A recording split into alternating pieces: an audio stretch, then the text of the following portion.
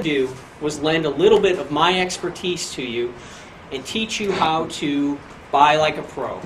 The goal tonight is to give you some tips and tricks and basically show you a little bit more about the car sales role and kind of demystify the whole process for you. So how many of us here have purchased a vehicle in the last 2 to 3 years?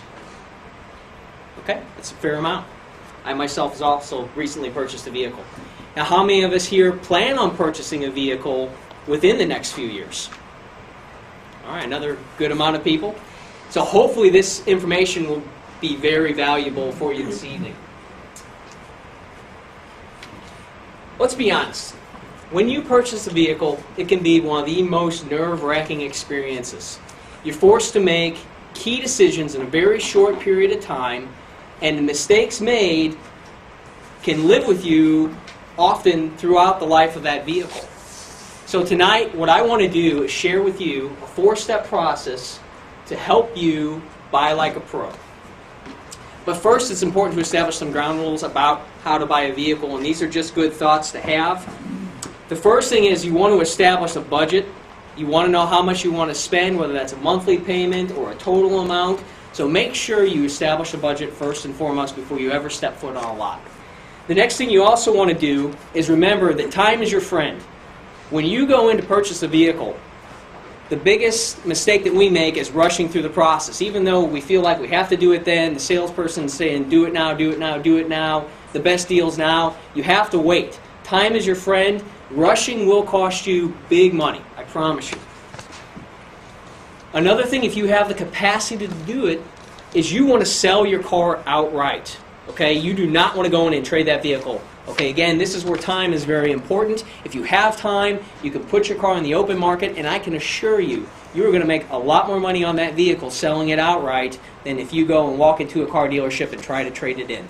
Trading your car in a dealership is a convenience, and it's a costly convenience at that. So remember, try to sell your car outright if you have the ability.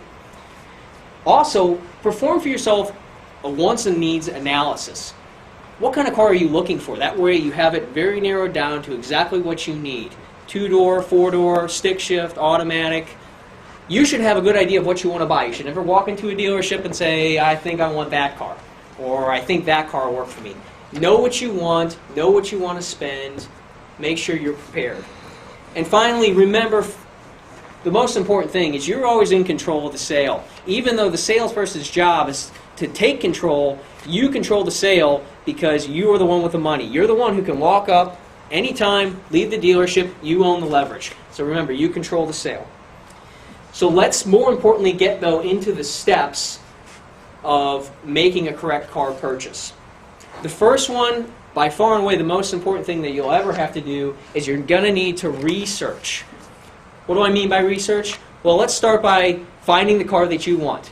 You can do that by going to a number of websites. I'd personally recommend cars.com, autotrader.com, fantastic websites in order to not only get an idea of what you want. You can find about 100 cars within a 100-mile radius, all very similar. You're going to get a realistic expectation of what the high and the low values of those cars are, which is going to give you an idea of what the market is. Okay, so as you research these cars, if you go into the lot, if you knowledge is power, if you go in there knowing what that car is worth, you stand a much better chance of getting the deal that you want. Secondly, you need to research what your car is worth. So let's say you can't sell your car outright, you have to go make that trade-in. Well, you need to research the market value of what your vehicle is worth. That can also be done by looking at comps. Just like homes, you look at similar vehicles that also have the same features that you have, the same year, model, miles, the whole 9 yards, and then you'll find out what the real market value is. Now, my recommendation, too, is to go to Kelley Blue Book and NADA. Those are guides, okay? It's not necessarily what you're going to get. You might get higher, you might get lower, but they're going to give you a pretty good representation of what the market value of your car is. So if you're armed with that knowledge, you walk into a dealership, you know what their car is worth, you know what your car is worth, you know what your deal needs to be. You know if you're getting a good deal, you'll never leave again and say, I got a terrible deal. Okay, so do the research. The next thing you want to do is when you go into a dealership, you found the car you like, you want to basically hide your trade. Now, I've heard arguments both ways on what you want to do with your trade. You always want to be up front. No. listen to me. These car people, and I've done this for years, are going to take every advantage of you and everything they can. If they can make you pay more money, that means more money for their pocket. So hide your trade-in. If you go in there, the last thing you want to tell them is, I have a trade-in. Okay? Whatever they say, you don't have a trade. You're giving it away, you're selling it to someone else, it's already sold, doesn't make a difference. What that does is allow you to leverage the situation, and basically, when a car dealer brings you a number on a car, okay, I'm going to buy car X, and it's going to cost you X amount of money. If you have a trade-in, if you combine those two numbers, that's the number you see. Okay? Their vehicle less your vehicle equals the total price. The problem with that strategy for us consumers is that that doesn't allow you to really know what they're selling their car for, nor does it allow you to know what they're buying your car for. It's a mixed number. Who knows if they're giving you a great discount? Who knows if they're not giving you anything for your trade-in? If you hide that trade-in and never bring it back out until the end of the deal, then you can assure yourself that you will negotiate the best number on their car. When that's done, you bring in a trade-in. You say, hey, I've got a trade-in at this point. I think I do want to trade that car in. At that point, then you're able to negotiate the two cars separately. You negotiate the price on the new car, then you come in and negotiate the price on the second car, which I guarantee you will end up at a better deal. That's why people don't like when you do it. You're working both sides of the trade. Now, also you want to negotiate with leverage. There's tricks of the trade in the car business, and they're very simple. How many of us here bought a car, and who cares what the price is? I just want a monthly payment, right? Okay, whatever your monthly payment is. I can back you into a 72-month loan at a payment you want and charge you whatever I feel like. Okay, so don't fall into the payment trap. Payments are irrelevant. It's what you're paying for the vehicle, and if you're smart enough to know and set up how much that you can afford up front, it doesn't matter what you're paying or what the ultimate payment is.